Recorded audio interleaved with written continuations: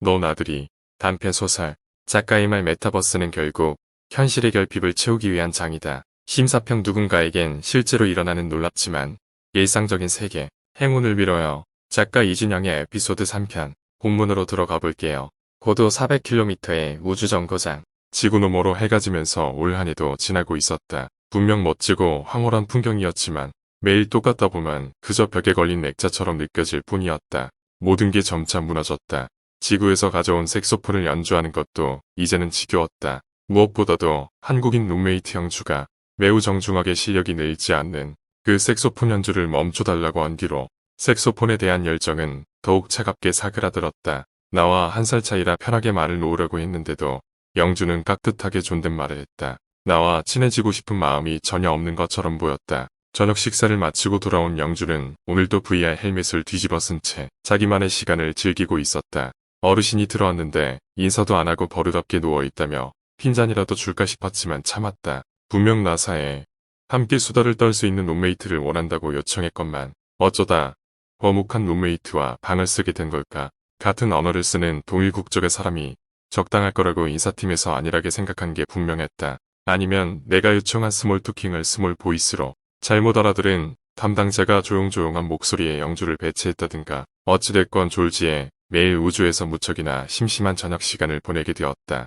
우주에서의 생활은 붕붕 떠서 이동할 수 있다는 걸 빼곤 더 나은 게 없었다. 그나마 신기했던 무중력 체험도 처음 며칠뿐이고 금세 불편한 부작용이 밀려왔다. 몸이 붓고 소화도 잘 안 되고 때론 멀미도 났다. 게다가 진공으로 소변을 빨아들이는 기분은 말로 표현할 수 없이 불쾌했다. 화장실에서 나오는 내 표정을 보며 생물학자인 게릭은 키득키득 웃곤 했다. 이곳에서 그나마 외향적인 성격을 가진 게릭에게 의지해 지루한 생활을 버티고 있었다. 낮 동안의 정규 실험 시간에도 나와 게릭은 서로 아이 같은 장난을 치곤 했다. 초파리들에게 저마다 이름을 지어주고 식물생장 실험에서는 양파에게 욕을 퍼부어대며 얼마나 못나게 자랐는지 지켜보았다.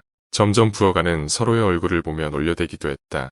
물론 게릭이 심혈을 기울이는 인공장기 실험에서는 나도 게릭도 진지하게 참여했다. 정규 일정을 마치고 텍사스 시간으로 저녁 5시간이면 우주 비행사들에게 자유시간이 주어졌다. 지구에서야 퇴근이 일러 좋겠다 싶겠지만 여기는 우주다. 퇴근하고 소맥 한잔하러 갈 곳이 없는 우주정거장. 게릭을 포함한 다른 우주인들은 박사 논문을 준비하랴, 추가 실험을 진행하랴. 퇴근 후에도 바빴지만 특채로 선발된 나와 영주는 예외였다. 그들과 달리 우리는 여가 시간을 죽여야 하는 민간인일 뿐이었다. 그나마 영주는 혼자서도 잘 노는 것 같았지만 심지어 주말 이틀은 종일 쉬는 날이었다. 지구에서의 교회 찬양팀 활동이 이렇게나 그리워질 줄은 몰랐다. 처음엔 저녁 시간마다 가족이나 친구들과 통화를 하며 지냈다. 그러나 이 패턴을 지속할 수는 없었다. 한국 시간으론 새벽마다 전화가 오는 것이다 보니 통화 상대가 차츰 지쳐가는 걸 아무리 눈치가 없어도 느낄 수 있었다. 심지어 우주에 가면 매일 화상통화를 하자던 초등학생 제자들도 점차 전화를 피하는 것 같았다. 특히 내 애비 남편 얼굴에 들이운 다크서클이 날이 갈수록 늘어지는 게 선하게 보였다. 그래서 울며 겨자 먹기로 앞으로는 전화 대신 이메일로 이야기를 나누자고 합의를 보았다. 소리를 내는 걸로 스트레스를 풀 수 있는 취미들이 하나둘 저지당하자 나는 저녁 운동 시간을 늘렸다. 예능 프로그램을 시청하며 러닝머신을 뛰기 시작했는데 그저께부터 달리 할 일도 없어 러닝머신을 뛰며 드라마까지 정주행했다. 일반적으로 우주정거장에 있을 때 뼈가 흐물흐물해진다고 하는데 이러다 골밀도가 더 높아진 채 지구로 돌아가 학기의 연구 대상이 될 수도 있겠다는 생각까지 들었다. 러닝머신에서 내려와 시계를 보니 취침 시간까지 아직도 3시간이나 남아 있었다. 더 끔찍한 사실은 우주정거장에 도착한 지 불과 한 달밖에 안 되었고 앞으로 5개월하고도 3주를 더 이곳에 있어야 한다는 것이었다. 내가 와 있는 이곳이 우주정거장인지 우주교도소인지 모호해질 지경이었다. 100만 대 1에 달하는 경쟁력을 뚫고 우주인으로 선정되었을 당시에는 날아갈 듯이 기뻤다. 방과 후 과학반 아이들인 외계인과의 인증샷을 남겨와달라. 우주의 공기를 병에 담아와 달라. 미러볼을 사다 달라며 터무니없는 부탁을 했다. 그 소소한 동심들이 예쁘게 느껴져 그러겠다고 대답했다. 우주에 가기 전 합성사진, 공병, 미러볼을 미리 주문 제작해두었다. 벌써부터 기쁨으로 차오르는 아이들의 얼굴이 눈에 선했다. 남자친구는 어릴 적부터 내가 우주 비행사를 꿈꿔온 걸 알았기에 마지못해 당분간의 이별을 받아들였다. 부모의 손을 놓쳐서 울먹거리는 아이 같은 표정을 그의 얼굴에서 보았던 것 같다. 그래서 나는 지구로 돌아오자마자 식을 올리자고 제안했다. 그렇게 우주 생활에 대한 기대와 함께 귀환 후 5월의 신부가 되리라는 벅찬 마음을 안고 왕복선에 올랐다. 그랬건만 도착한 지 한 달 만에 좀이 쑤셔서 어쩔 줄 모르는 나날을 보내고 있는 것이었다. 샤워를 하고 방에 돌아오니 영주는 여전히 VR 세상에 빠져 있었다. 맞은편 침대에 누워선 가상세계에 어찌나 몰입했는지 내가 들어와도 전혀 알아채지 못했다. 저렇게 집중하고 있는데 차마 같이 뭘 하자고 권할 수는 없었다. 영주는 오른쪽 팔을 들어 분주히 휘저었다. 음악 시간에 배운 사본에 사박자 지휘라도 하고 있는 듯했다. 영주의 음악적 소양이 그렇게 높았나? 그렇다면 나이 부족한 색소폰 실력에 그리 예민하게 군 이유가 설명되었다. 나는 창으로 다가가 지구를 내려다보았다. 지구는 요즘 송년회니 크리스마스니 떠들썩하겠지. 하지만 멀리 떨어진 우주정거장에서 보는 지구는 아무런 기색 없이 차분하게 새근거리며 숨쉬고 있을 뿐이었다. 고요한 지구를 보고 있노라니 다시 몸이 근질거리기 시작했다. 그래, 크리스마스 파티를 준비해야겠다. 얼간이들만 있는 이 우주에서 내가 나서지 않으면 연말 분위기를 느낄 새도 없이 허망하게 올해를 흘려보내겠지. 우려는 점점 커졌다. 파티 계획을 짜러 게릭에게 가기 위해 침대 끝자락에 손을 짚고 일어섰다. 그때 갑자기 귀에서 비하는 소리가 들리더니 머리가 어지러지해지기 시작했다. 너무 무리해서 운동을 했나.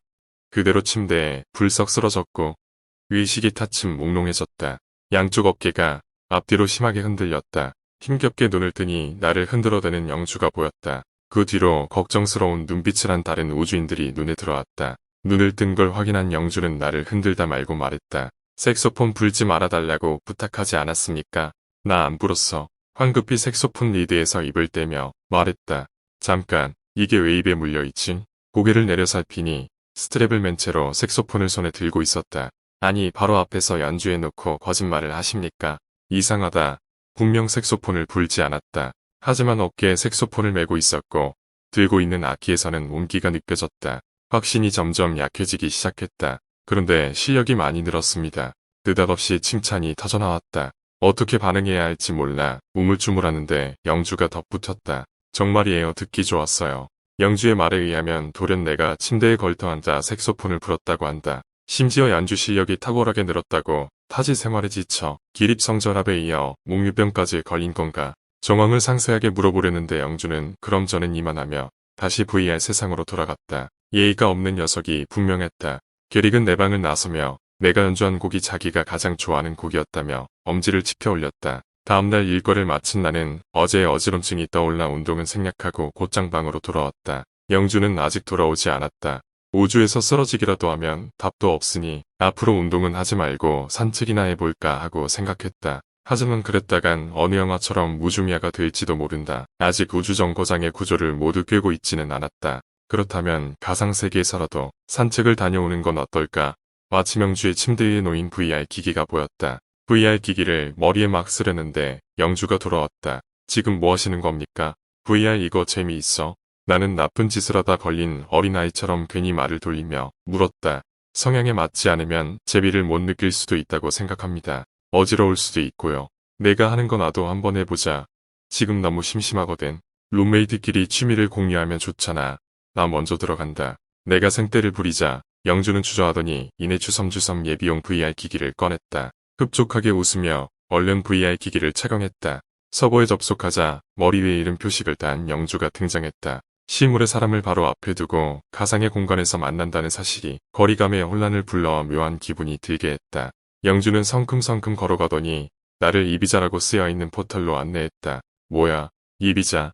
대전에서 유명한 클럽 이름 아닌가? 그렇다면 그 손짓은 오후 시간 내내 클럽에서 흔들고 있던 거였어? 평소에 과묵하고 무뚝뚝했던 영주를 다시 보게 되었다. 무료한 우주정거장에서의 저녁 시간을 혼자서 뜨겁게 보내고 있었다니 한편으론 괘씸하게 여겨졌다. 그러나 영주가 열어준 포털로 들어가니 예상과 달리 클럽은 아니었다. 바다가 보이는 고요한 빌라의 모습에 기대가 푸시시 식으며 머쓱해졌다. 저는 여기서 글을 쓰고 있었습니다. 창가 너머 책상 위에는 종이가 수북하게 쌓여 있었다. 반투명한 하얀 커튼이 바람에 살랑였다. 실제로는 종이와 커튼 모두 폴리곤 덩어리들이겠지만 실제처럼 무척이나 정교하게 표현되어 있었다. 글이라면 굳이 VR 없이 현실에서도 쓸 수 있잖아. 저는 손글씨를 좋아하는데 현실에서는 종이를 무한정 쓸 수 없잖아요. 나딩구는 종이 뭉치와 참고도서의 양을 보아하니 영주는 지구에 있을 때부터 꾸준히 VR로 글을 써온 것 같았다. 이 정도의 양이면 책으로 엮어서 내도 되겠는데 제가 아직 준비가 덜 되었습니다. 출판을 하기까지는 시간이 더 필요하다고 생각해서 시간이 뭐가 필요하겠어. 세상 모든 일은 일단 액션을 취해야 리액션이 오는 법인데 사람들이 제 글을 좋아할지도 의문이고요. 사람들의 리액션이 좋지 않을까 봐서 모든 사람들을 어떻게 만족시키겠어. 그 사람들 중에 적어도 한 명은 내 글을 좋아해 줄 거야. 영주가 너무 자신감 없어 하니 격려하는 말을 마구 내뱉었다. 뒤늦게 영주의 글을 한 줄도 안 읽어보고 그랬다는 생각이 미치자 조금 무안해졌다. 영주의 캐릭터를 뒤로 한 채 이리저리 방을 둘러보았다. 버튼을 하나하나 눌러보며 VR 기기의 조작법을 익히던 중 구석에 있는 높은 종이탑에 손을 갖다 대어보았다. 그러자 출판하기 창이 활성화되는 것을 발견했다. 이 출판하기 창을 누르면 어떻게 되는지 알아? 저도 아직 해본 적은 없지만 아마 전자책으로 출판이 되지 않을까요? 영주의 말이 채 끝나기도 전에 반사작용처럼 출판하기 창을 눌렀다. 그러자 띵동 하는 알림음과 함께 출판 계약이 성사되었습니다. 라는 자막이 눈앞으로 흘러갔다. 이렇게 쉽게 출판되었다 하는 걸 보아 게임처럼 별 의미 없이 일어나는 상호작용이겠거니 생각했다. 그래서 영주에게 가볍게 축하 인사를 던졌다. 이젠 작가님이라 불러야겠다. 영주 작가님, 데뷔 축하해. 장난반 격려반으로 어깨까지 짚으며 말했으나 영주의 눈은 허공에 표시된 책 정보에서 떨어지지 않았다. 제목, 사람과 사람 사이, 국제표준도서 979-12, 바코드까지 생성된다고. 출판이 실제로 되는 것도 아니고 어차피 가상세계에서 벌어진 일이니까 뭐 그리 대수겠냐 싶은 마음이었지만 바코드가 부여되는 점에서는 놀랐다. 그러다 점점 불안함이 밀려들었다. 이거 진짜로 된 건 아니지? 생각보다 안내문고는 상세했다. 그제야 아직 데뷔를 원치 않던 영주를 강제로 떠민 건 아닌지 걱정되기 시작했다. 행운을 빌어요. 에피소드 3편은 여기까지입니다. 시청해주셔서 감사합니다.